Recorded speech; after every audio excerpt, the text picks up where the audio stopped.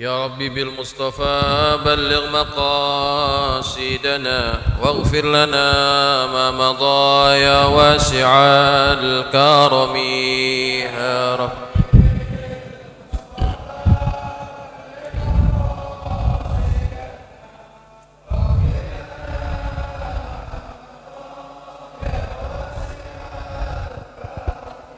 يا ربي هيئ لنا من أمرنا رشدا واجعل معونتك الحسنى لنا مددا يا ربي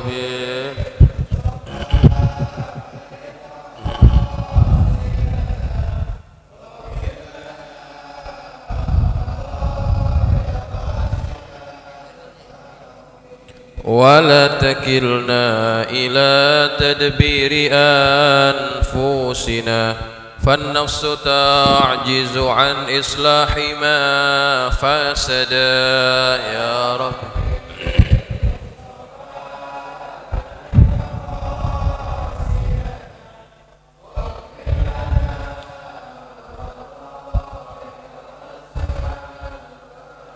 أنت الكريم وقد جهزت يا أملي إلى آياتك وجها سائلا ويدا.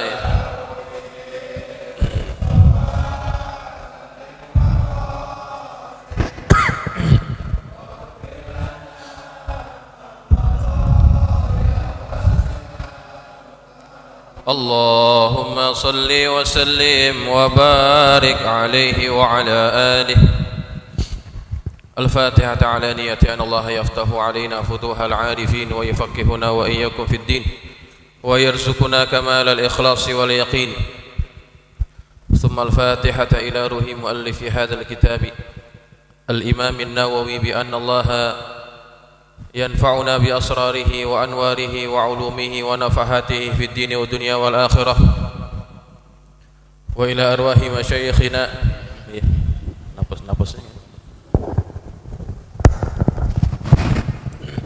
ثم إلى أرواح مشايخنا ومعلمينا وأساتذتنا الحبيب عبد الرحمن بن أحمد السقاف، وثم إلى روح كجي محمد شافعي هدامي، وثم إلى كجي شيخ الدين نصير، وثم إلى كجي عبد الشكور رملي، وثم إلى كجي حسين مرزقي، بأن الله يتغشاهم بالرحمة والمغفرة وإلى درجاتهم في الجنة، وإلى حضرة النبي المصطفى محمد صلى الله عليه وسلم. الفاتحة.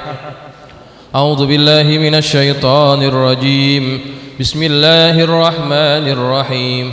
الحمد لله رب العالمين الرحمن الرحيم مالك يوم الدين إياك نعبد وإياك نستعين اهدنا الصراط المستقيم صراط الذين أنعمت عليهم غير المغضوب عليهم ولا الضالين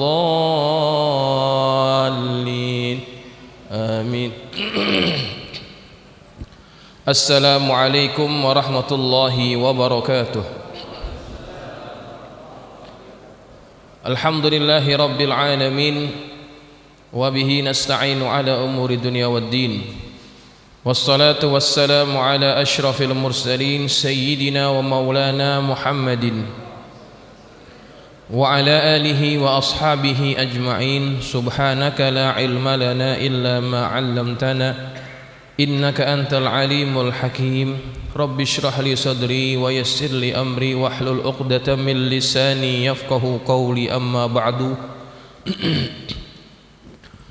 فإن أصدق الحديث كتاب الله تعالى، وخير الهدي هدي محمد صلى الله عليه وسلم، وشر الأمور محدثاتها، وكل محدثة بدعة، وكل بدعة ضلالة، wa kullu dhalalatin finnar. Hadirin jamaah yang dirahmati Allah sekalian, pertama-tama kita panjatkan syukur kepada Allah Subhanahu wa taala atas nikmat dan karunia daripada Allah. Kita dapat hadir ke masjid ini, duduk di majlis ilmu ini, yang semuanya merupakan nikmat dan taufik daripada Allah Subhanahu wa taala. Semoga kita yang senantiasa hadir ke majelis ta'lim, taman daripada taman-taman surga Allah. Allah permudahkan kita semuanya untuk masuk ke dalam surganya nanti, seperti yang Nabi sabdakan, man salaka tariqan yaltamisu fihi ilman sahalallahu lahu tariqan ilal jannah. Barang siapa yang menempuh jalan mencari ilmu, maka Allah akan permudahkan baginya untuk masuk ke dalam surganya. Amin, Allahumma amin. Jamaah sekalian, sebelum kita mulai ta'lim, kita hadiahkan Fatihah. Khusus kita tujukan kepada guru kita semuanya, murabbi kita semuanya, yang tadi ba'da asar dipanggil oleh Allah Subhanahu wa ta'ala, yang kita semuanya sudah tahu barangkali beritanya, yaitu Sayyidul Walid Al-Habib Ali bin Abdurrahman As-Segaf. Semoga Fatihah yang kita hadiahkan ini menjadi asbab Allah ampunkan segala dosa-dosanya, Allah tinggikan darajatnya, Allah jadikan semua yang beliau ajarkan menjadi ilmu yang bermanfaat, dan semoga Allah perbanyakkan lagi orang-orang yang seperti beliau yang dapat menggantikan perjuangan daripada beliau. Ala hadhihi niyyah wa ila hadratin nabiyil mustafa Muhammadin sallallahu alaihi wasallam. Al-Fatihah. A'udzu billahi minasyaitonir rajim. Bismillahirrahmanirrahim. Alhamdulillahirabbil alamin. Arrahmanir rahim. Maliki yaumiddin. Iyyaka na'budu wa iyyaka nasta'in. Ihdinas siratal mustaqim. Siratal ladzina an'amta 'alaihim ghairil maghdubi 'alaihim waladdallin. Jamaah sekalian, perlu saya sampaikan lagi bahwa kebelakangan ini memang cukup banyak ya ulama-ulama yang dipanggil oleh Allah Subhanahu wa ta'ala. Entah itu dengan sebab Covid ataupun bukan Covid, tetapi sejak 2020 sampai awal 2021 sangat banyak ulama-ulama yang dipanggil oleh Allah. Dalam waktu yang beruntun, dua ulama yang kita kenal, yaitu Syekh Ali Jabir, kemudian Al-Habib Ali, juga dipanggil oleh Allah Subhanahu wa ta'ala. Pesan saya adalah pada masa pandemi ini, pada masa wabah ini, tetap yang namanya ikhtiar duniawi itu wajib kita lakukan. Jangan remehkan sama sekali tentang virus ini. Jangan remehkan sama sekali. Kalau ada yang berkata ini semuanya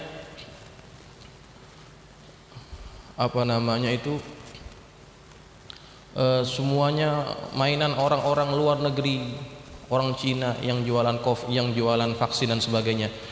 Walaupun memang kalau itu betul, tetapi virusnya memang betul-betul ada, dan sudah banyak orang yang sudah terpapar dengan virus tersebut. Ya, kalau orang itu kebetulan sehat, insya Allah dia dapat bertahan.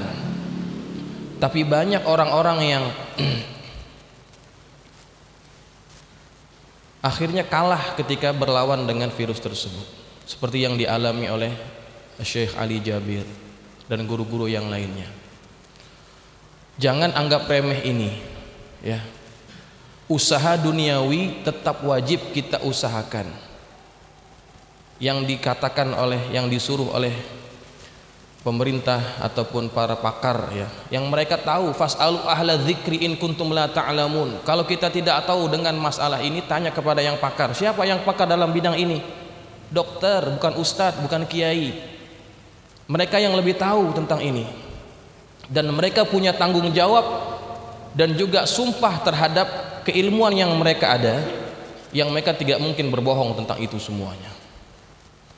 Jadi jaga diri kita, jaga keluarga kita, jangan anggap remeh ini semuanya. Banyak, sudah semakin kesini semakin banyak orang-orang terdekat kita yang terkena, ya. Makanya setiap selepas ta'lim sampai hari ini saya senantiasa coba lazimkan, coba dawamkan doa yang kita baca. Itu juga ikhtiar duniawi kita lakukan, ikhtiar ukhrawi juga kita lakukan. Insyaallah mudah-mudahan melalui dua ikhtiar ini kita dipelihara oleh Allah Subhanahu wa taala. Itu tujuannya, ya. Jadi jangan anggap remeh terhadap virus ini, ya. Baik jamaah sekalian yang dirahmati Allah, malam ini kita akan masuk pada hadis yang ke-18. Bismillahirrahmanirrahim. Qala al-musannif rahimahullahu taala wa nafa'ana bi ulumihi fid dharain amin. Qala radhiyallahu ankum. An Abi Dzarrin Jundub bin Junadata wa Abi Abdurrahman Muadz bin Jabal radhiyallahu anhuma an Rasulillah sallallahu alaihi wasallam qala ittaqillaha haitsu ma kunta wa atbi'is sayyi'atal hasanata tamhuha wa khaliqin nasa bi khuluqin hasanin. Rawahu Tirmidzi wa qala haditsun hasanun wa fi ba'din nusakhi hasanun sahihun. Dari Abu Dzar Jundub bin Junadah dan Abu Abdurrahman Muadz bin Jabal radhiyallahu anhuma. Nah, baik jamaah sekalian, hadis ini diriwayatkan oleh dua orang sahabat yang besar. Yang satu adalah orang Muhajirin, yang satu adalah orang Ansor. Seperti biasa saya akan jelaskan siapa sahabat ini supaya kita lebih kenal. Namanya adalah Abu Dzar. Itu bukan namanya tetapi kunyahnya, tetapi memang lebih dikenal dengan kunyahnya.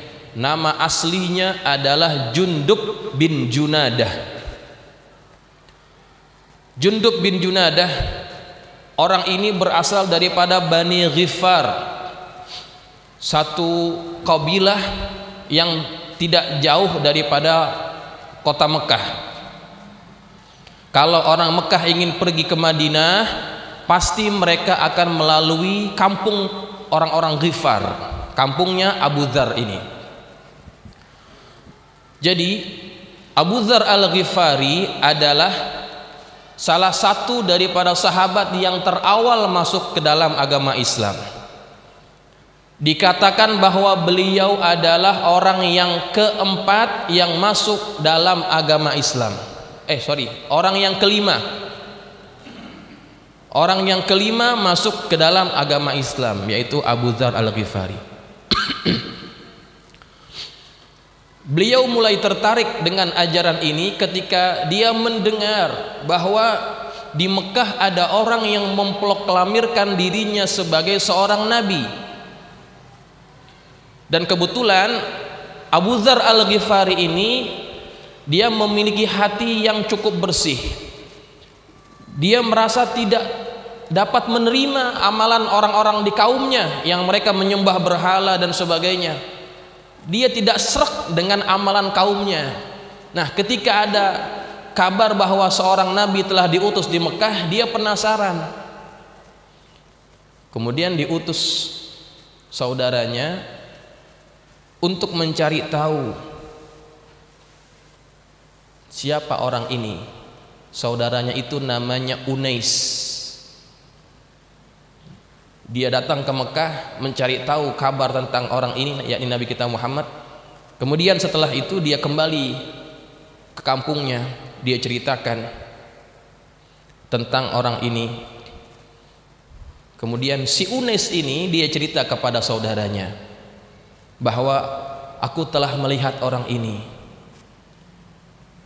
dan yang diajar olehnya adalah perkara-perkara yang berkaitan tentang akhlak, begitu kata orang ini. Kemudian Abu Dzar bertanya kepada Unais, Lalu apa yang dikatakan oleh orang-orang di sekitarnya? Orang-orang di sekitarnya mengatakan bahwasanya innahu syair wa kahin wa sahir. Orang-orang berkata bahwa orang ini penyair, dukun. Kemudian, tapi aku tidak mempercayainya. Aku tahu dari wajahnya itu bahwa dia bukan wajah seorang pembohong, bukan wajah seorang pendusta. Dia wajah seorang yang jujur. Begitu kata saudaranya. Nah, Abu Dzar Al-Ghifari akhirnya malah bertambah-tambah penasaran, ingin tahu betul-betul, bertemu secara langsung dengan Rasulullah SAW. Maka dia datang ke Mekah seorang diri, kemudian dia cari orang yang paling lemah di antara orang yang dia jumpai. Ada orang yang agak tua, agak lemah badannya, dia pikir kalau tanya tentang Nabi, dia pun tidak akan apa-apakan dia nih. Orang tua ini tidak akan apa-apakan si Abu Dzar karena dia lemah. Kemudian dia tanya, siapa sebetulnya orang yang mengklaim dirinya seorang nabi? Maka ketika orang ini bertanya, Abu Dzar tanya kepada dia marah, ya. Dia marah, dipukul Abu Dzar. Dipikir orang ini orang yang lemah. Ketika ditanya tentang nabi yang baru diutus itu, dia marah, dipukul Abu Dzar, pingsan. Berdarah kepalanya, badannya penuh dengan darah, pingsan. Setelah bangun, dia lihat bajunya semua penuh dengan darah.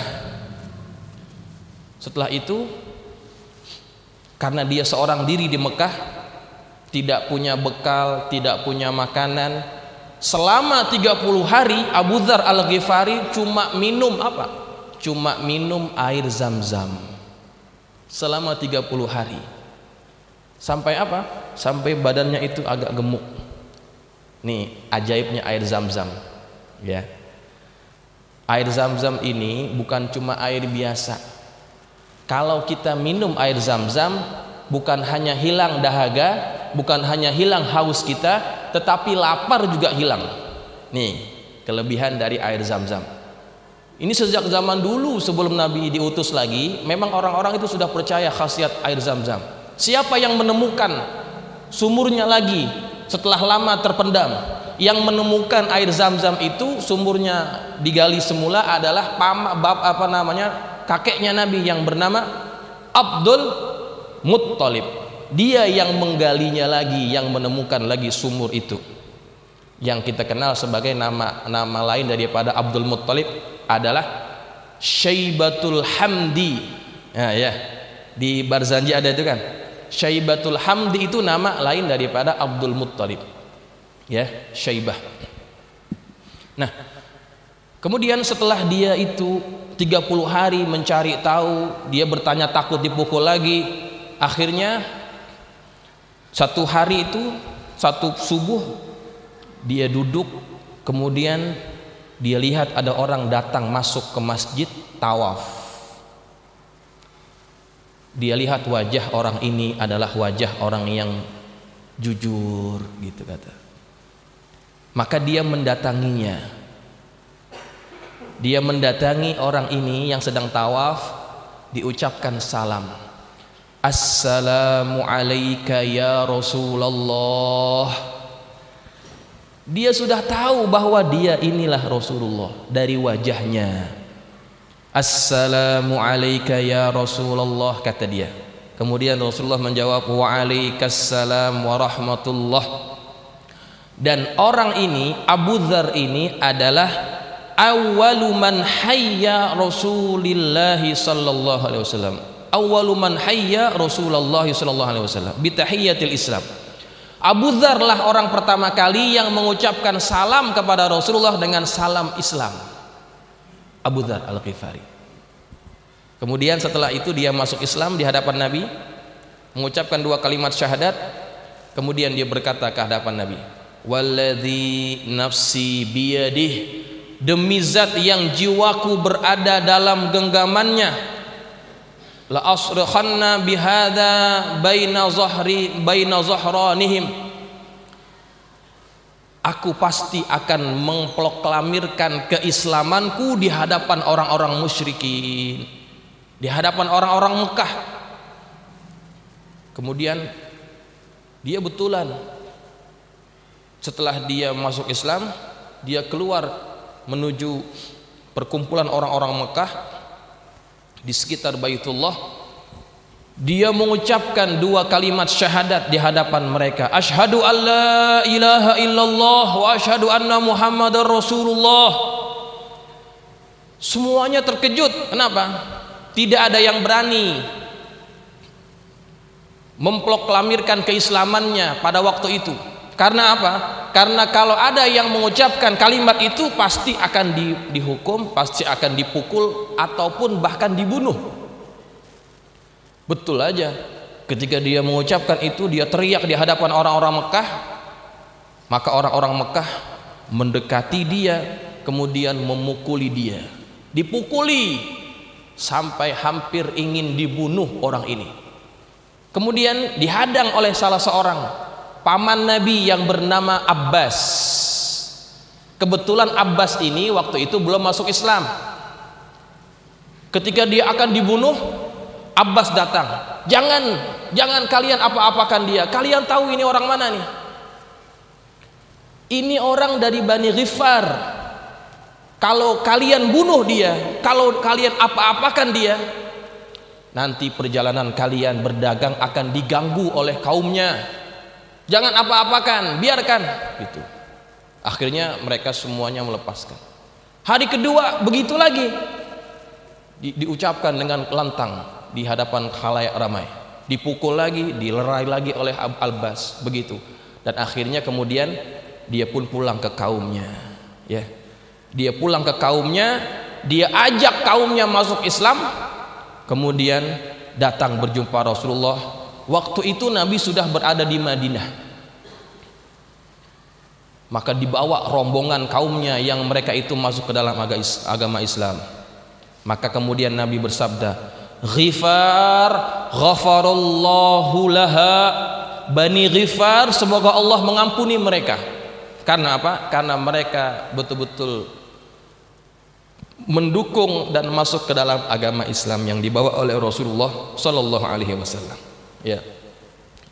Jamaah sekalian yang dirahmati Allah, Abu Dzar Al-Ghifari ini adalah orang yang dia tidak tahan ketika melihat kemungkaran, ya. Dia tidak tahan, dia langsung ngomong belak-belakan. Ini orang ini jenisnya, ya. Kan ada orang yang ya jenisnya agak beda-beda, ya. Ulama pun beda-beda, ya. Ketika melihat kemungkaran, ini jenis orang yang kalau lihat kemungkaran dia nggak bisa diam, dia akan teriak, protes. Ini seperti siapa kalau di sini nih? Habib Rizik, ya. Nggak bisa diam kalau lihat kemungkaran, lantang bersuara. Nah, dan memang sudah menjadi lumrah apabila orang yang punya sifat seperti ini, sikap seperti ini, pasti ada yang tidak suka, ya. Waktu itu dia ada masalah dengan Muawiyah bin Abi Sufyan, karena dia mengkritiknya secara terang-terangan. Dia merasa terganggu. Akhirnya apa? Akhirnya Muawiyah minta supaya jangan sampai mengganggu jalannya pemerintahan. Kemudian Abu Dzar ini akhirnya dipindahkan ke satu tempat yang namanya Rabadzah, satu tempat yang sunyi, jauh daripada pemukiman, dan disitulah dia tinggal bersama anak dan istrinya, dan kemudiannya dia wafat di situ. Dia wafat di tempat yang tidak ada orang. Ketika Abu Dzar hampir wafat, istrinya menangis. Dia menangis kenapa? Suaminya akan meninggal di tempat yang tidak ada orang, gitu. Kemudian ketika melihat istrinya menangis, Abu Dzar berkata, jangan kamu menangis, bergembira, karena sesungguhnya aku pernah mendengar dulu Nabi pernah bersabda yang waktu itu aku ada bersamanya. bahwasannya akan ada di antara kalian yang akan meninggal di tempat yang sunyi, di padang yang sunyi, di lapangan, maksudnya di gurun yang sunyi gitu ya,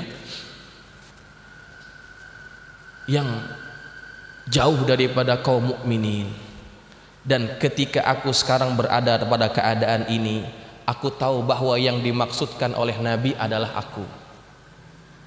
Maka dia minta kepada istrinya, kalau nanti aku mati, mandikan, kafankan, letakkan jenazahku di jalan, di tepi jalan.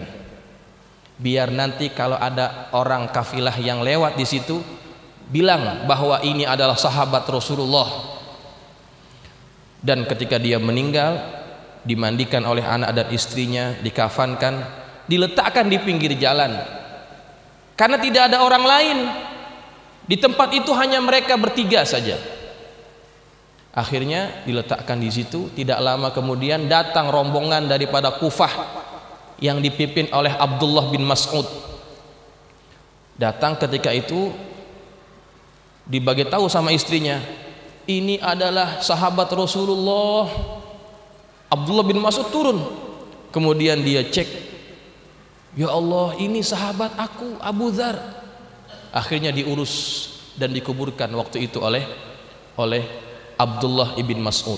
Ini sahabat Nabi yang bernama Abu Dzar al-Ghifari, ya, orangnya lantang berkata terhadap kemungkaran. Baik, jamaah sekalian yang dirahmati Allah, sahabat yang kedua yang juga meriwayatkan hadis ini adalah sahabat yang bernama Muadz bin Jabal, ya, Muadz bin Jabal. Ini sahabat Nabi yang juga muda usianya, hampir-hampir sebaya dengan Abdullah bin Umar, sebaya dengan Abdullah ibn Abbas, sebaya dengan Anas ibn Malik, hampir-hampir sebaya. Tetapi walaupun dia masih muda, alim, ilmunya hebat, luar biasa. Bahkan ketika Nabi itu akan mengutus salah seorang sahabatnya untuk mengajar orang-orang Yaman, yang diutuskan untuk mengajarkan mereka adalah Muadz bin Jabal. Karena apa? Karena di antara sahabat Nabi yang paling afqah, yang paling faham tentang halal dan haram adalah Muadz bin Jabal. Maka diutuslah Muadz bin Jabal ke tempat itu, diantar oleh Rasulullah sampai ke perbatasan kota Madinah. Kemudian kata Rasulullah, wahai Muadz, kemungkinan tahun depan engkau tidak akan berjumpa dengan aku. Dan betul, tahun berikutnya Nabi sudah tidak ada, Nabi sudah wafat, ya, Nabi sudah wafat. Nabi kita Muhammad SAW, dia sangat cinta kepada Muadz bin Jabal. Dia pernah bersabda, baginda pernah bersabda kepada Muadz, ya Muadz, inni la uhibbuka, wahai Muadz, sungguh aku mencintaimu karena Allah. Diucap sampai 3 kali oleh Nabi kita Muhammad SAW. Saya mencintaimu karena Allah. Kemudian Nabi memberikan wasiat kepada Muadz bin Jabal. Ini ingat ya, ini pesan Nabi kepada Muadz tapi juga kepada kita. Kata Nabi, la tad'u an taqula fi duburi kulli salatin Allahumma a'inni ala dzikrika wa syukrika wa husni ibadatik. Kata Nabi kepada Muadz, jangan engkau tinggalkan setiap habis sholat untuk membaca doa ini. Setelah Nabi katakan dia cinta kepada Muadz, Nabi pesankan ini kepada Muadz, jangan engkau tinggalkan baca doa ini setiap habis sholat, sholat fardu maksudnya. Doanya mungkin kita sudah hafal, lazimkan terus, baca terus, karena ini pesan Nabi. Allahumma a'inni ala dzikrika wa syukrika wa husni ibadatik. Hafalkan ya, hafalkan. Setiap imam yang jadi imam di sini kalau bisa setiap doa yang dibacakan lampirkan, selipkan doa ini juga, gitu ya. Artinya apa? Artinya sangat luar biasa. Allahumma ya Allah, a'inni, bantulah aku, ala zikrika, untuk berzikir kepadamu, wa syukrika, dan bantulah aku untuk bersyukur kepadamu, wa husni ibadatik, dan bantulah aku untuk beribadah dengan baik kepadamu. Karena kita dapat beribadah, dapat bersyukur, dapat berzikir, semua adalah karena Allah memberikan taufiknya kepada kita. Maka kita minta itu, Allahumma a'inni ala zikrika wa syukrika wa husni ibadatik. Ya, ini doa yang Nabi ajarkan kepada Mu'adz. Ada satu lagi doa, yang ini agak panjang sedikit, tetapi luar biasa juga. Satu ketika ada seorang Yahudi yang meminjamkan duitnya kepada Mu'adz bin Jabal. Jadi Mu'adz punya utang sama orang Yahudi. Kemudian ketika sudah sampai waktunya untuk bayar hutang, Mu'adz kebingungan, nggak ada duitnya, nggak punya duit.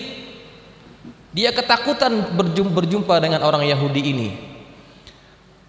Sampai-sampai dia bersembunyi di rumahnya, nggak berani keluar. Bahkan sholat Jumat saja dia tidak keluar karena takut berjumpa dengan Yahudi ini, karena dia tidak memiliki duit untuk membayar hutangnya. Maka setelah selesai sholat Jumat, Nabi Muhammad lihat tidak ada Mu'adz datang.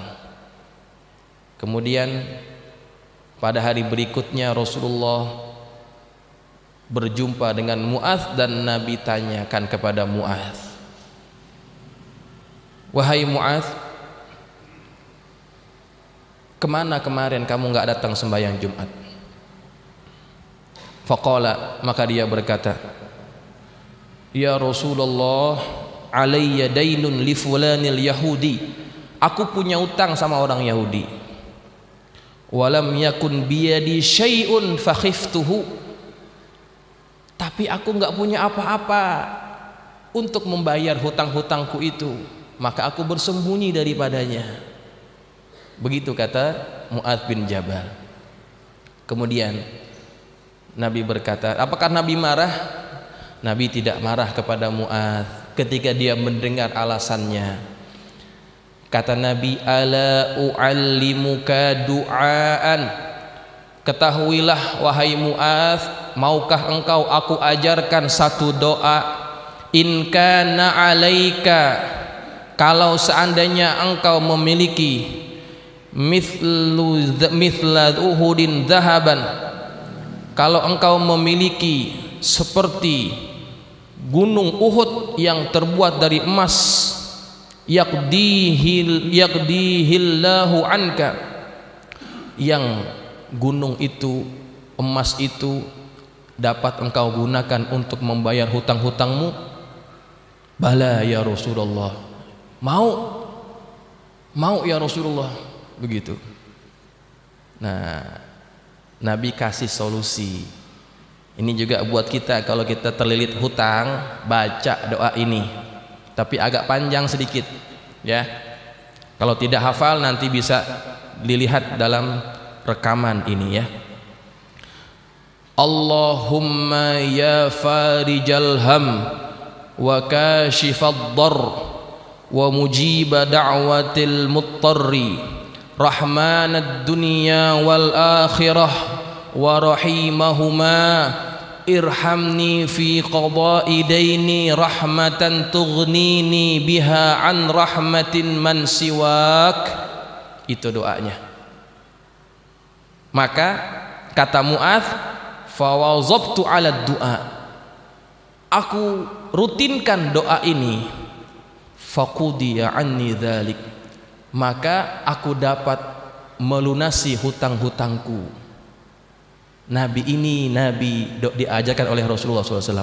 Doa ini diajarkan oleh Rasulullah SAW, terhadap orang-orang yang terlilit hutang, dan kita bisa mengamalkan doa ini. Ya, mau hafal? Kalau mau hafal, nanti lihat dalam rekaman. Ya, kalau perlu nanti teksnya, tulisannya, kalau perlu nanti minta sama saya akan tuliskan.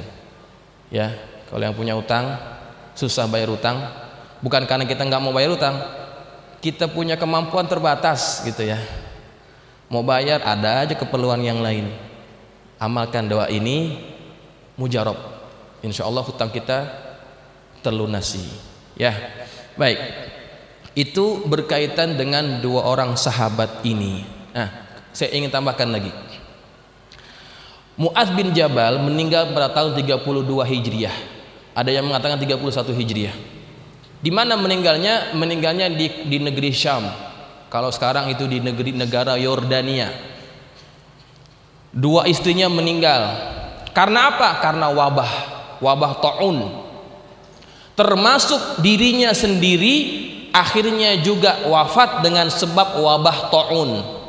Taun itu apa? Taun penyakit yang menular, yang mewabah, itu namanya taun. Ya, macam-macam jenisnya, ada yang menyerang perut, ya, ada taun yang menyerang lain-lainnya. Ya, itu namanya taun, penyakit yang menular secara cepat dan menghabiskan banyak nyawa, itu namanya taun. Dia wafat di negeri Syam pada tahun 32 Hijriah dengan sebab penyakit taun itu. Maka setiap orang yang mati, yang wafat dalam masa wabah itu ya, insya Allah dia akan mendapatkan ganjaran syahid, begitu ya. Termasuk yang kita sekarang alami ini taun atau bukan? Taun atau bukan kira-kira? Taun ya? Hah? Sejenisnya, karena mewabah ya, mewabah hampir ke seluruh dunia, bukan hanya di Indonesia. Ini paling hebat ini wabah ya. Biasanya kan wabah hanya sekitar negara-negara tertentu, tapi ini sudah menjadi pandemi. Pandemi artinya seluruh dunia kena. Ya, kalau hanya sekitar tempat-tempat tertentu namanya epidemi. Kalau sudah seluruh dunia namanya pandemi. Dan sudah banyak yang terkorban, ya. Baik. Itu berkaitan dengan biografi sahabat Nabi ini. Udah mau isya ya. Baik. Hadis ini yang akan kita bahas ini diriwayatkan oleh dua orang sahabat, yang bernama Abu Dzar, yang satu lagi oleh Mu'adz bin Jabal. Ada dua redaksi yang diriwayatkan oleh dua orang sahabat ini. Yang pertama yang Nabi sampaikan kepada sahabat Nabi yang bernama Mu'adz bin Jabal, bunyinya begini, seperti yang disebut dalam kitab At-Tamhid oleh Ibnu Abdul Bar daripada Anas bin Malik. Kata Anas, ba'atsan Nabiyyu sallallahu alaihi wasallam Mu'adzan ilal Yaman. Nabi mengutus Mu'adz ke negeri Yaman. Faqala, Nabi bersabda, ya Mu'adz, wahai Mu'adz, ittaqillah, bertakwalah kepada Allah. Wa khaliqin nasa bi khuluqin hasanin, dan berakhlaklah kepada manusia dengan akhlak yang baik. Wa idza amilta sayyi'atan fa'atbi'ha hasanah, kalau engkau melakukan keburukan maka ikuti dengan kebaikan. Faqala, maka Mu'adz berkata, ya Rasulullah, la ilaha illallah minal hasanat, apakah mengucapkan la ilaha illallah itu tergolong daripada kebaikan? Qala, dia berkata, Nabi bersabda, hiya min akbaril hasanat, kalimat la ilaha illallah adalah sebesar-besar kebaikan. Gitu. Ya, ini jalur yang pertama yang Nabi sampaikan kepada Muadz. Nabi suruh bertakwa pertama. Yang kedua, Nabi suruh Muadz bin Jabal untuk berakhlak dengan akhlak yang baik kepada manusia. Yang ketiga, kalau dia mengerjakan satu perbuatan dosa, ikuti dengan kebaikan, tutupi dengan kebaikan. Nih, kemudian dia bertanya, apakah kalau mengucapkan la ilaha illallah termasuk kebaikan? Kata Nabi, dia termasuk sebesar-besar kebaikan. Ya, innal hasanat yudhibnas sayyiat. Sesungguhnya kebaikan-kebaikan yang kita lakukan itu akan menghapuskan keburukan-keburukan yang pernah kita lakukan. Jadi kalau kita habis buat dosa, ikuti dengan satu perbuatan kebaikan, maka dosa yang tadi kita lakukan akan digugurkan dosanya oleh Allah Subhanahu wa taala. Ya. Itu maksudnya. Maksud daripada Rasulullah SAW. Termasuk misalkan kalau kita pernah buat maksiat di satu tempat, di mana saja, maka kalau kita ingat datang ke tempat itu, buat kebaikan di tempat itu. Biar apa? Biar tempat yang dulu pernah sempat kita buat maksiat itu tidak memberikan kesaksian yang akan memberatkan kita pada hari kiamat, karena ditutupi oleh kebaikan yang kita lakukan. Ya, kan Allah sebutkan dalam Al-Quran. Ya, apa yang Allah sebutkan dalam Al-Quran? Idza zulzilatil ardu zilzalaha wa akhrajatil ardu athqalaha wa qalal insanu ma laha yawma idzin tuhadditsu akhbaraha.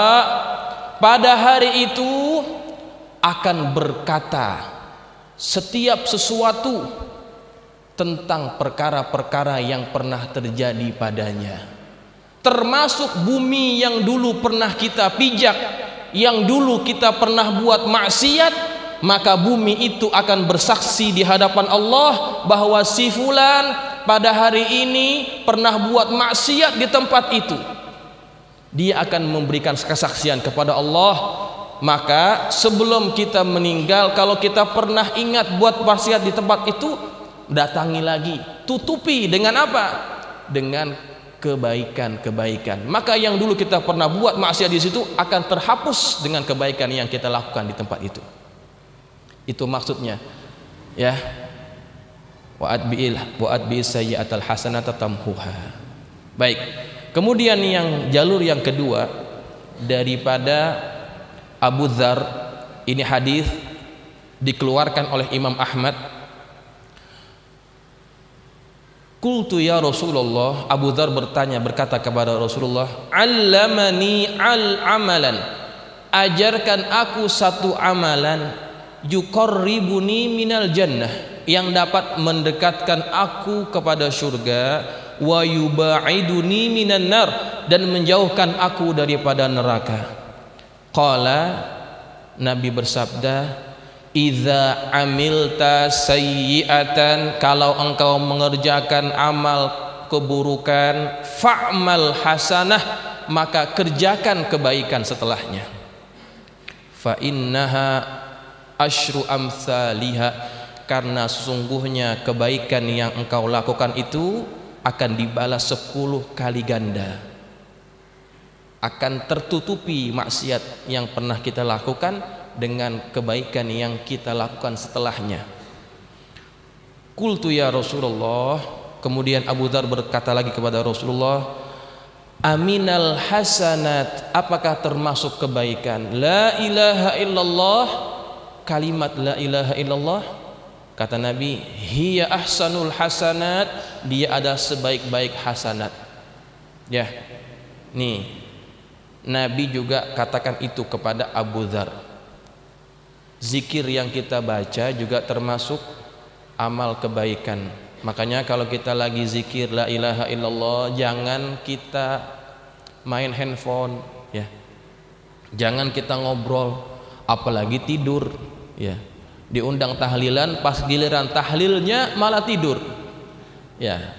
Itu tahlil, kenapa disebut tahlil? Kan selain tahlil kan banyak ya, ada zikir Quran, ada zikir salawat, ada tasbih dan sebagainya. Kenapa yang disebut tahlil? Karena dia min akbaril hasanat. Pas giliran baca tahlil, pas giliran itu kita tidur gitu ya. Paling males orang waktu giliran tahlil ya kan. Padahal itu adalah min akbaril hasanat. Ketika baca tahlil, hadirkan perasaan bahwa kita sedang mengesahkan Allah Subhanahu wa taala.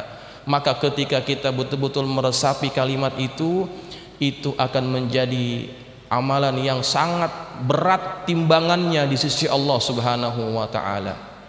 Al Habib Ali Kuitang itu dialah yang mempelopori zikrut tauhid di Jakarta. Setiap majelis dia akan mengajarkan pada jamaahnya, afdalu dzikri fa'lam annahu la ilaha illallah, diikuti oleh muridnya Kiai Haji Abdullah Syafi'i sampai sekarang. Karena begitu hebat kalimat ini, Habib Ali Kuitang karena begitu cintanya dengan kalimat tauhid, pada waktu beliau meninggal sudah berapa hari dia tidak keluar daripada kamarnya, tidak mengajar. Tapi giliran waktu itu hampir-hampir tiba waktu ajalnya, hari Ahad, maka kemudian Habib Ali Kuitang bertanya kepada anaknya, hari ini hari apa? Hari Ahad. Jamaah sudah datang, sudah Abah katanya.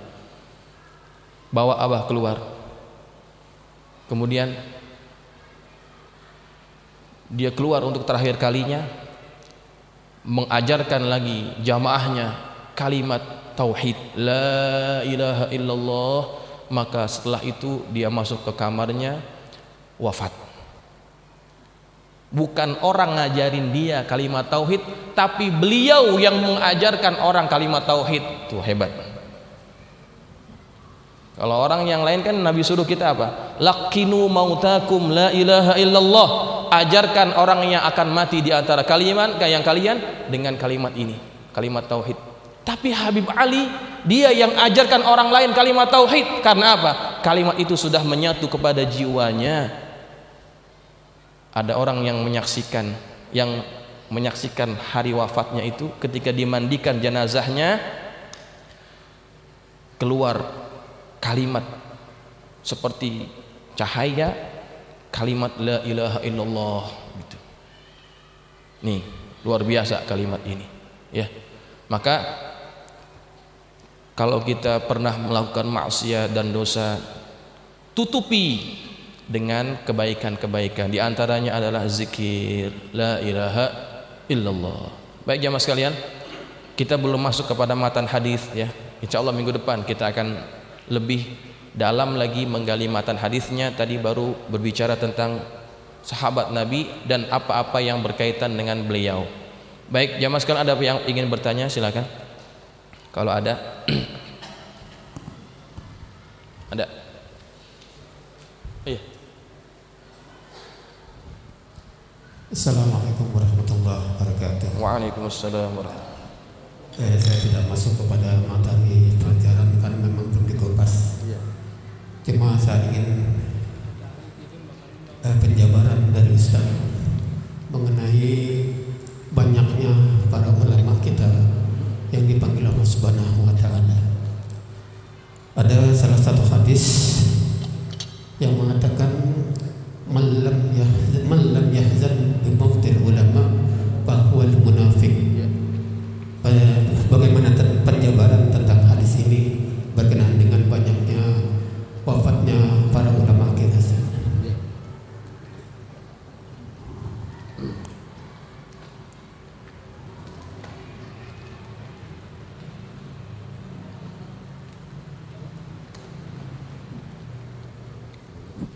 Baik, pertanyaan yang tadi diajukan adalah tentang fenomena banyaknya ulama yang wafat.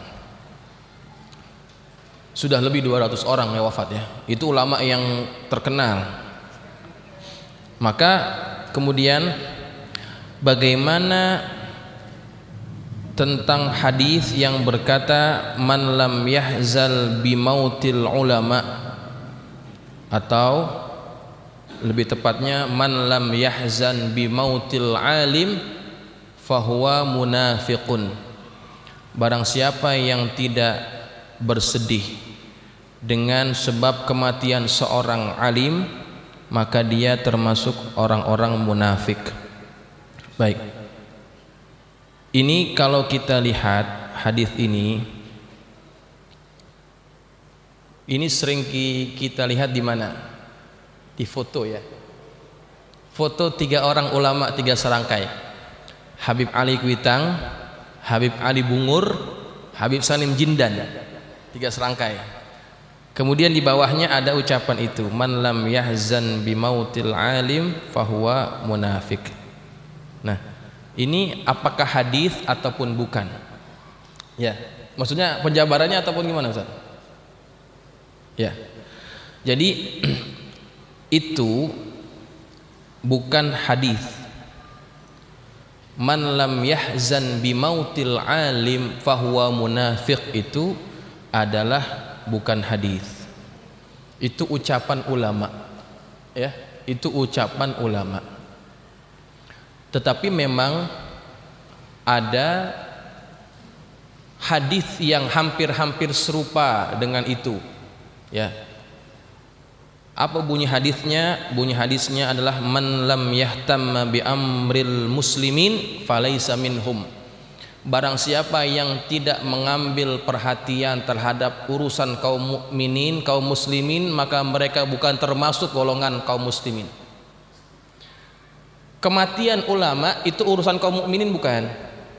Iya kan? Kalau kita merasa cuek-cuek saja dengan kematian ulama, tidak bersedih, tidak merasa merasa kehilangan dengan kewafatan seorang ulama, berarti kita termasuk orang yang man lam yahtam bi amril muslimin, orang yang tidak memperhatikan, mengambil berat urusan kaum mukminin, fahuwa falaysa minhum, dia bukan termasuk golongan mereka. Itu maksudnya. Tapi tidak disebutkan fahuwa munafiq gitu. Ya kan, hampir-hampir sama, ya kan? Bukan termasuk mereka, itu jadi termasuk siapa jadinya? Ya kan? Ya, yang tadi dikatakan man lam yahzan bimautil alim itu bukan hadis, tetapi ada hadis yang hampir-hampir mirip dengan itu. Kita orang yang beriman patut bersedih hati dengan kehilangan ulama. Karena apa? Karena ulama ini untuk menghasilkannya itu bukan 1-2 tahun, bahkan tidak cukup 5 tahun, 10 tahun saja belum tentu jadi. Susah menghasilkan ulama. Maka ketika kehilangan satu orang ulama, waduh, mencari gantinya itu susah luar biasa. Mu'alim Syafi'i Hadami alimnya luar biasa. Sampai sekarang kita belum jumpa lagi di Jakarta siapa yang alim seperti beliau. Belum ketemu, karena susah. Begitu. Kalau dokter 5 tahun sudah jadi dokter, 10 tahun sudah jadi dokter pakar, ya kan? Tapi dokter itu hanya mengobati penyakit yang zahir. Kalau ulama, dia mengobati penyakit yang batin, yang itu adalah lebih penting untuk kita jaga. Hati kita, batin kita itu lebih penting untuk kita rawat. Dan siapa yang merawat penyakit dalaman kita? Adalah para ulama. Begitu. Kalau ada orang yang tidak bersih dengan kematian ulama, maka dia bukan termasuk orang yang mementingkan urusan kaum mukminin. Hampir-hampirlah sama seperti orang munafik, begitulah kira-kira ya. Begitu Ustaz. Ya, jadi mudah-mudahan apa yang saya sampaikan hari ini bermanfaat. Jadi sekali lagi mudah-mudahan Allah pelihara ulama-ulama kita yang masih ada nih di Jakarta, di sekitar kita ini, yang sepuh tinggal beberapa orang aja, termasuk Pak Kiai Abdul Rashid. Ya, umurnya sudah 79. Kita jaga, kita pelihara, kita betul-betul bela beliau.